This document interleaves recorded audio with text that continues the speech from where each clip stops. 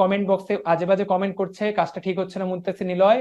আমি কিন্তু আসলে বড় হওনি মুনতাসির নিলয়, তুমি এগুলো ফাইজলামি করছো, তুমি কিন্তু ইম্যাচুরিটি প্রকাশ করছো, বুঝাতে পারলাম? ওকে, কিছু কিছু পাবলিকের কমেন্ট, এটাই সত্যি, আমি তো বলেছি তোমরা তোমাদের ক্লাসটা করার দরকার নাই। This is pure science. তুমি সায়েন্স পড়তে এসে যদি তুমি অজ্ঞ মানে গন্ডমূর্খের মতো আচরণ করো, তাহলে তুমি সায়েন্স পড়ার যোগ্য না। সত্য কথাটা বললাম, তুমি আসলে সায়েন্স পড়ার যোগ্য না, শুধু এটুকু বললাম। ওকে, তাহলে ইন্টারনাল জেনিটালিয়া আমার মনে হয় যে আমরা সবাই বুঝতে পেরেছি, তাই তো? Okay fine. এইবার বাইরে থেকে কোনটুকু দেখা যায়? বাইরে থেকে কোনটুকু দেখা যায়? External genitalia. বাইরে থেকে ভাই দুটো জিনিস দেখা যায়, এক হলো শিশ্ন বা পেনিস, তাই না? আমি আবার দেখাই দিচ্ছি ছবিতে। আর দুই,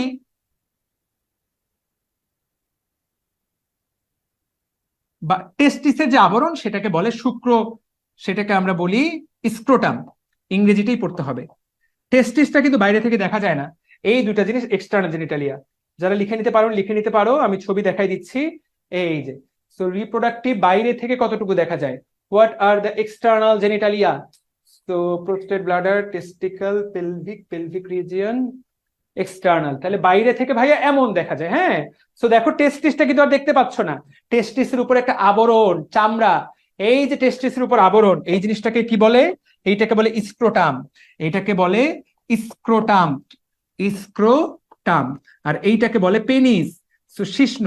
সো এইটুকু, এই দুইটাকে বলা হচ্ছে বহির্যৌনাঙ্গ। কথা ক্লিয়ার? পারা যাবে? Very good. ওকে, ঠিক আছে। তাহলে কত সুন্দর সুন্দর পড়া আমরা পড়ে ফেললাম। রেডি? তাহলে ক্লিয়ারলি আমাদের এইটুকু পড়া হয়ে গেল। সবাই আশা করি পারবা, ইনশাল্লাহ। ডান। এখন এখানে একটা খুব সুন্দর প্রশ্ন ছিল যে ভাইয়া এই পথটা ঘোরানো দরকারটা কি ছিল? মানে এই যে পথটা ঘুরতে হলো, ভাইয়া এই জিনিসটা পেটের ভিতরে দিয়ে আমি, আচ্ছা ভাই আল্লাহ তো এমন করলেই পারতেন যে এই জায়গাতে একটা টেস্টিস, এই জায়গাতে একটা টেস্টিস, এখান থেকে বাইরে হয়ে এমনি ঢুকে বাইরে হয়ে গেল। তাহলে তো ভাইয়া আর এই যে এতটা পথ অতিক্রম করতে হচ্ছে, এই জিনিসটা করতে হতো না। এই জিনিসটা কেন এমন হলো ভাইয়া? মেয়েদেরটা তো পেটের ভিতরে, ছেলেদেরটা কেন বাইরে? এটার কারণটা হলো যে আমাদের শরীরে তাপমাত্রা কত, আমাদের পেটের ভিতরে তাপমাত্রা কত? 37 ডিগ্রি সেলসিয়াস। বা হ্যাঁ, 37 ডিগ্রি সেলসিয়াস তোমার ফারেনহাইট। এটাকে আমরা কত বলি?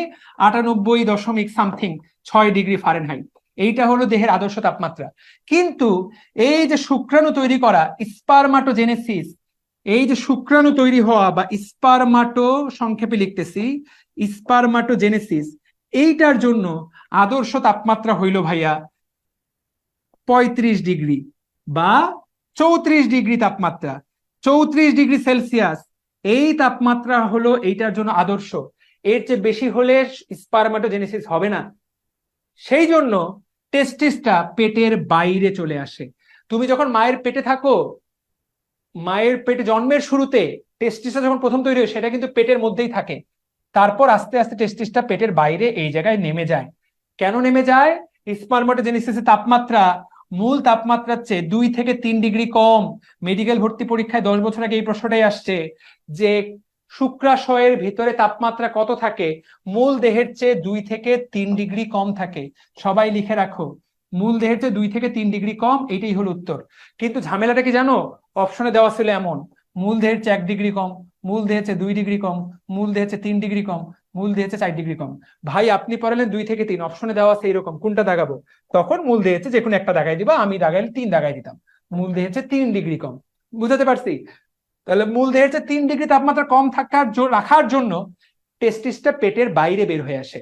তো পেটের বাইরে বের হয়ে আসলো, বের হয়ে আসার ফলে বের হয়ে আসার ফলে শুক্রাণুটাকে ভাইয়া এতটা পথ ঘুরে তার কাঙ্ক্ষিত জায়গায় বা শুক্রাণুটাকে অতিক্রম করে বাইরে নির্গত হতে হচ্ছে। দ্যাটস ওয়াই সব কে কে বুঝতে পেরেছি আমরা? এইটা কনসেপ্ট, অসাধারণ কনসেপ্ট, অসাধারণ কনসেপ্ট। এইটা আল্লাহ পাক চাইলেই পারতেন, তিনি কারণ করেন, তিনি কেন করেননি সেটা শুধু তিনিই বলতে পারবেন। বাট আমরা এইটা বুঝতে পেরেছি কিনা, সবাই কি আমাদের ক্লিয়ার হয়ে গেছে কিনা সবার কাছে? ওকে, সবাইকে আমরা ক্লিয়ারলি বুঝতে পেরেছি পড়াটার কি অবস্থা। পুরুষের কিন্তু পড়া শেষ করে দিলাম, ছোট্ট একটা পড়া বাকি, প্রজনন তন্ত্র কিন্তু তোমাদেরকে আমি বস বানাই দিলাম। ঠিক আছে, কি সুন্দর। ভাইয়া ক্লাস কি এখন শেষ করাবেন না, ক্লাস তো শেষ করবোই, টপিকটাকে শেষ করে নি পুরোপুরি। ওকে, ডান। তাহলে এখানে লাস্ট একটা পড়া, একটা গ্রন্থির নাম প্রোস্টেট, এটার নাম প্রোস্টেট। তো ছেলেদের গ্রন্থি কয়টা? ছেলেদের গ্রন্থি এটা একটা প্রোস্টেট। আরেকটা দেখো, এই প্রোস্টেটের নিচে দেখো, এটাকে আমি বড় করছি, ছবিতে দেখা যাচ্ছে কিনা, এই দেখো প্রোস্টেটের নিচে ছোট্ট একটা মটর দানার মতো, দেখতে পাচ্ছ? কিসের মতো? মটর দানার মতো। এই জায়গায় একটা, এই যে এখানে দুই পাশে দুইটা ছোট্ট ছোট্ট, সবাই ভালো করে খেয়াল করো, এই জায়গাতে সবাই খেয়াল করো। প্রোস্টেট এবং শিশ্নের সংযোগ স্থলে দুই পাশে দুইটা ছোট্ট ছোট্ট, এই গ্রন্থিগুলোর নাম কি? এদেরও কাজ আছে। তো এই গ্রন্থিগুলোর নাম হলো কাউপারের গ্রন্থি, বিজ্ঞানী কাউপার, কাউপারের গ্রন্থি। সো এই গ্রন্থিগুলোর নাম কাউপারের গ্রন্থি, এইটা একটা নাম। আরেকটা নাম হলো কি? Bulbo urethral. প্রোস্টেটকে বলা হচ্ছে বাল্ব, আর এর ভিতর দিয়ে যে নলটা যায় সেটাকে বলে ইউরেথ্রা। যেহেতু বাল্ব এবং ইউরেথ্রার সংযোগ স্থলে থাকে, সেজন্য এই গ্রন্থির অপর নাম বাল্বো ইউরেথ্রাল। নামটা পড়তে কঠিন মনে হতে পারে, কিন্তু এর অর্থটা কি? এর অর্থ হলো বাল্ব এবং ইউরেথ্রার সংযোগ স্থলে। যাহা কাউপারের গ্রন্থি, তাহাই বাল্বো ইউরেথ্রাল। কারো কি মনে আছে মেয়েদের গ্রন্থিটার নাম কি ছিল? কেউ কি কমেন্ট করতে পারবে মেয়েদের গ্রন্থিটার নাম কি ছিল? কেউ বলো, পারা যাবে?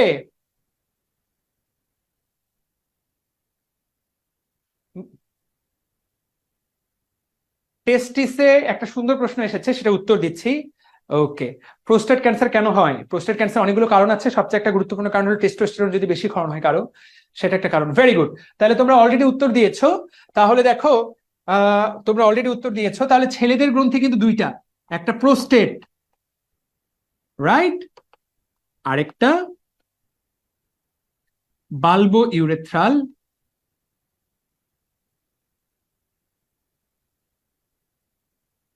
বা কাউপার। নাম তিনটা, কিন্তু ছেলেদের গ্রন্থি দুইটা, আর মেয়েদের গ্রন্থি কয়টা? একটা।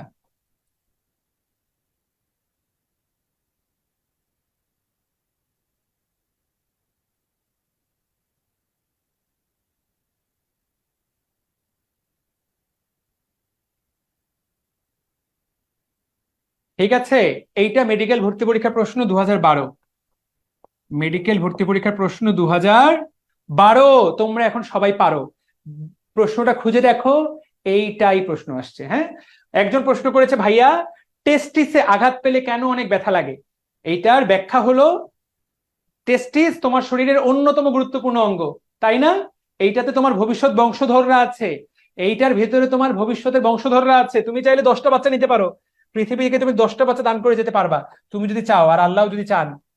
তো কেউ এটাকে আঘাত মেরে ফাটাই দিল, টেস্টিস ফাটাই দিল, তাহলে তো তোমার ভাইয়া ভবিষ্যৎ বংশ শেষ। সেই জন্য এটার মধ্যে অনেকটুকু নার্ভ থাকে, যাতে অল্প আঘাতেও তুমি প্রোটেকশনে চলে যাও, যাতে তুমি অল্প একটু আঘাত পেলেই প্রোটেকশন পাও, বেশি আঘাতের দিকে যাওয়ার আগেই যাতে বেশি আঘাতের দিকে যাওয়ার আগেই তুমি প্রোটেকশন দাও, প্রোটেকশন দেওয়ার জন্য মূলত, তাই না? সেনসিটিভ।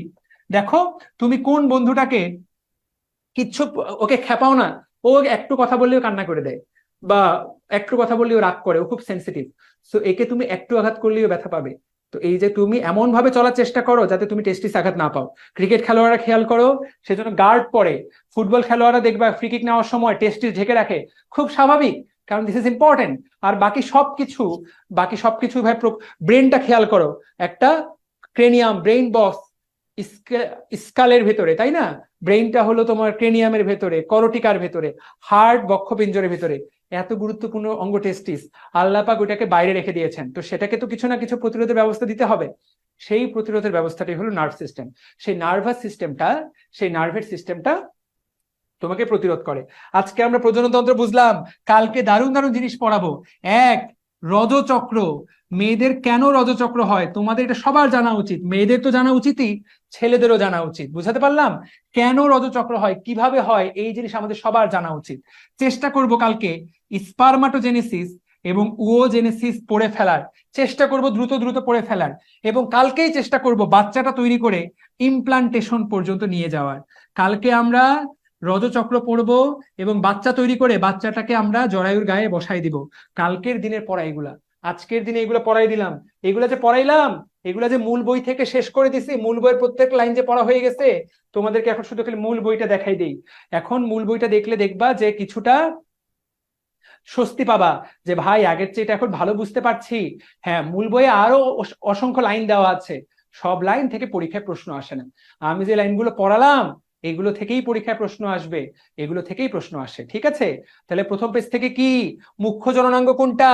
মুখ্য জননাঙ্গ দেখো, শুক্রাশয় হলো মুখ্য জননাঙ্গ। শুক্রাশয় বা আবরণের নাম কি? স্ক্রোটাম। আচ্ছা, এখানে একটা জিনিস পড়াইনি, সেটা পড়াবো। শুক্রাশয় কি ঘটে? স্পারমাটোজেনেসিস। আর কোন হরমোন ঘটে? টেস্টোস্টেরন। ঠিক আছে, দেখো প্রত্যেক সেকেন্ডে, আচ্ছা 1500, তাহলে দেখো আমি বলছি মিলিয়ন মিলিয়ন, ধরো 1500, এটাই মনে রাখি। আসলে ওখানে প্রত্যেক ঘন্টায় বা প্রত্যেক দিন আসলে মিলিয়ন মিলিয়ন উৎপন্ন হয়, আমি সেকেন্ড বানাই ফেলছি ওটাকে। আপাতত আমরা এটা জেনে নিই, প্রত্যেক সেকেন্ডে 1500। ঠিক আছে, ওকে ফাইন, রেডি। এই বঙ্গবন্ধুকে সম্মান সূচক, এটাতে আমি কালকে ছিলাম, আমি মাননীয় প্রধানমন্ত্রী শেখ হাসিনার প্রোগ্রামে আমি নিজে উপস্থিত ছিলাম। তোমাদের ভাবি ঢাকা ভার্সিটির টিচার, তো ও আমাকে মনে করো সুযোগ করে দিয়েছে এই প্রোগ্রামটাতে থাকার, আমি এটাতে ছিলাম।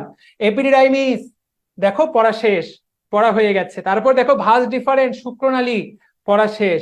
সেমিনাল ভেসিকল, দেখো তুমি এখন পারবা। ইউরেথ্রা, এটা রেচন এবং জননের দুইটা একসাথে অভিন্ন নালী, তুমি ওটা জানো। বহির্যৌনাঙ্গ কি? স্ক্রোটাম আর শিশ্ন। প্রিয় ভাইয়া, জনন গ্রন্থি কোনটা? Prostate bulb urethral. এই পেজের সবকিছু তোমাকে আমি পড়াই দিছি।